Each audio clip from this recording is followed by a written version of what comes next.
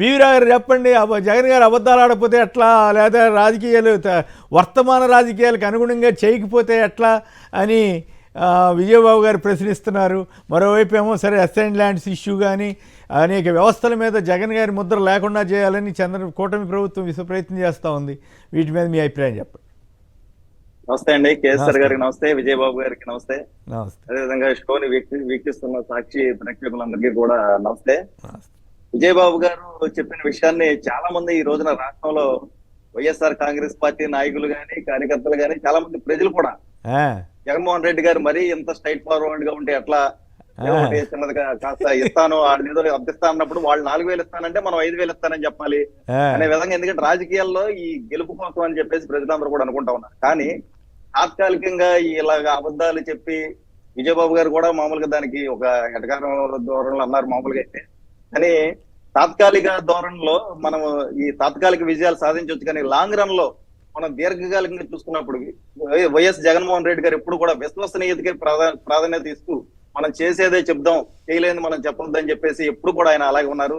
2014లోనే ఆయన ఒక మాట ఏమన్నా ఇలాగే చెప్పుకుంటే కనుక 2014లో కూడా ఆయన అధికారంలోకి వచ్చుండేవారు. కానీ ఆ రోజు కూడా అబద్ధపు హామీలతో నారా చంద్రబాబు నాయుడు అధికారంలోకి వచ్చాడు. దాని తర్వాత మనకి రైతులకు రుణమాఫీ చేస్తారన్నాడు, ఏ ఒక్క హామీని కూడా ఆయన నిలబెట్టుకోలేదు. ఆ విషయాన్ని అందరూ కూడా ప్రజలు గమనించారు.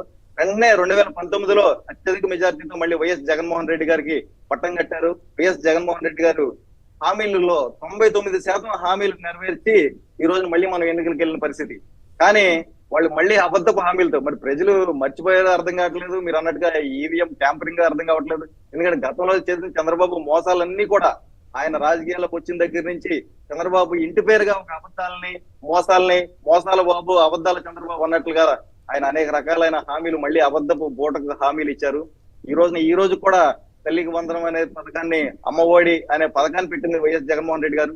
అదే పథకాన్ని దాన్ని తీసేద్దాము. ఈ రోజున ఏది చూసుకున్నా కూడా వాళ్ళు వైఎస్ జగన్మోహన్ రెడ్డి గారి బొమ్మని తాత్కాలికంగా తీసేయడానికి చేస్తారు. కానీ ఇప్పటికి కూడా ఆంధ్రప్రదేశ్ రాష్ట్రంలో ప్రజలందరూ కూడా ఇంకా మాకు అమ్మఒడి పడలేదని జగన్మోహన్ రెడ్డి గారు పెట్టిన పేరుని అంటున్నారు తప్ప ఎవరికి ఆ తల్లికి వందనం అనే పేరు, కొత్త పేరు కూడా ఇంకా ప్రజలకి ఇంకా నోటెడ్ కూడా కాలేదు.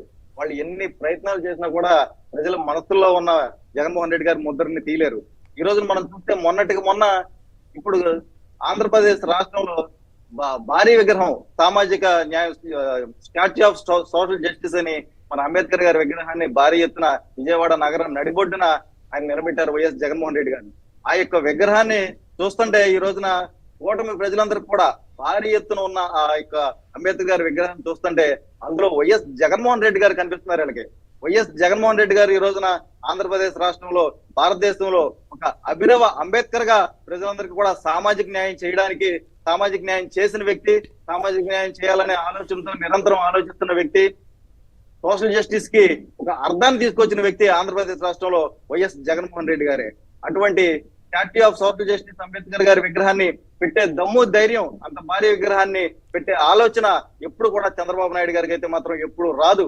అటువంటి ఆలోచన వచ్చినందుకు జగన్మోహన్ రెడ్డి గారి మీద తీవ్రమైన అక్కసు, ఈర్ష్య, ద్వేషంతో ఈ రోజున వీళ్ళందరూ కూడా దాన్ని ఇంకా ఎలాగా అసలు అవసరమైతే సాంతం ఆ విగ్రహాన్ని పడగొట్టడానికి రకరకాల ప్రయత్నాలు కూడా చేస్తూ రాత్రి వైఎస్ జగన్మోహన్ రెడ్డి గారి శిలాఫలకం మీద అక్కడ ఉన్న పేరుని ఇప్పుడు ఈ రోజున మనం చూస్తే ఎప్పుడైనా కూడా ఏ ప్రభుత్వ అధికారులు ఉన్నా, ఎటువంటి కార్యక్రమాలు చేసినా అభివృద్ధి కార్యక్రమాల మీద అప్పుడు అధికారంలో ఉన్న అప్పుడు అధికారంలో ఉన్న ప్రభుత్వంలో ఉన్నటువంటి అధికారంలో ఉన్నటువంటి నాయకుల పేర్లు, ముఖ్యమంత్రుల పేర్లు, ఎమ్మెల్యేల పేర్లు, మంత్రుల పేర్లు ఉంటాయి. అవన్నీ కూడా ఎక్కడ కూడా కనపడకుండా చేయాలని చెప్పేసి శిలా ఫలకాలు ధ్వంసం చేయడం కానీ ఇలా అనేక కార్యక్రమాలు, దుశ్చర్యలు, వైఎస్ఆర్ కాంగ్రెస్ పార్టీ నాయకుల మీద దాడులు చేయడం, మాట్లాడే వాళ్ళ మీద కేసులు పెట్టడం, అంటే ఈ రోజున పేద ప్రజల తరఫున మాట్లాడే వాళ్ళు ఎవరు లేకుండా చేయాలని చెప్పేసి, వాయిస్ అనేది ప్రజలకు వినపడకుండా చేయాలని చెప్పేసి చేస్తా ఉన్నారు.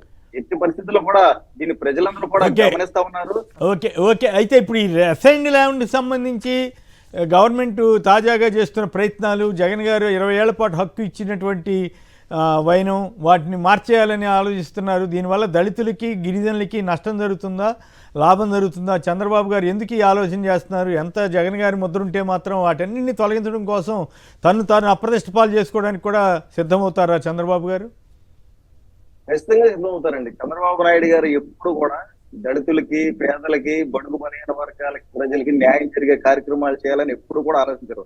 ఆయన ఏ కార్యక్రమం చేసినా అందులో అగ్రవర్ణాలకి, వ్యాపారులకి, పెత్తందారులకి, వాళ్ళకి న్యాయం జరిగే విధంగానే ఆయన ఇప్పుడు డెసిషన్లు తీసుకోవడం కానీ, పాలసీలు మేక్ చేయడం కానీ అన్ని కూడా ఆయన పాలసీ మేకింగ్ అంతా కూడా అదే విధంగా ఉంటది. కానీ పేద ప్రజలకి న్యాయం జరిగే విధంగా ఆయన ఒక్కటంటే ఒక కార్యక్రమం, ఒక రిఫార్మ్ తీసుకొచ్చి ఏదన్నా కార్యక్రమం, ఏ కార్యక్రమం కానీ ఏదన్నా పథకం కానీ చేసింది ఒక్కటానికి చెప్పమని చెప్తే మనం ఈ రోజు ఏది కూడా చెప్పలేని పరిస్థితి. ఈ రోజున ఆరోగ్యశ్రీ లాంటి అత్యద్భుతమైన పథకాన్ని తీసుకొచ్చారంటే వైఎస్ రాజశేఖర రెడ్డి గారు తీసుకొచ్చారు. ఈ రోజున అమ్మఒడి ఇలాంటి అత్యద్భుతమైన పథకాలు తీసుకొచ్చారంటే, నాడు నేడు కార్యక్రమాలు తీసుకొచ్చారంటే వైఎస్ జగన్మోహన్ రెడ్డి గారు. అలాగా ఏ ఒక్క పథకాన్నైనా నారా చంద్రబాబు నాయుడు పేద ప్రజల కోసం ఆలోచించి తీసుకొచ్చాడనేది ఒక్కటంటే ఒక్కటి కూడా ఉండదు. ఆయన ఈ అసైన్డ్ భూములన్నీ కూడా వాళ్ళ దగ్గర నుంచి అవసరమైతే లాక్కుని రేపొద్దున మళ్ళీ ఈ పెత్తందారులకి రిజిస్ట్రేషన్ కాకుండానే వాళ్ళందరూ కూడా మార్చి ఈయన ఈ భూములన్నీ కూడా లాక్కునే ప్రయత్నమైనా చేస్తారు. కానీ పేద ప్రజలకి శాశ్వతంగా హక్కులు కల్పించే కార్యక్రమాలు ఏది కూడా ఈరోజు నారా చంద్రబాబు నాయుడు గారు అసలు ఎట్టి పరిస్థితుల్లో కూడా చేయరు.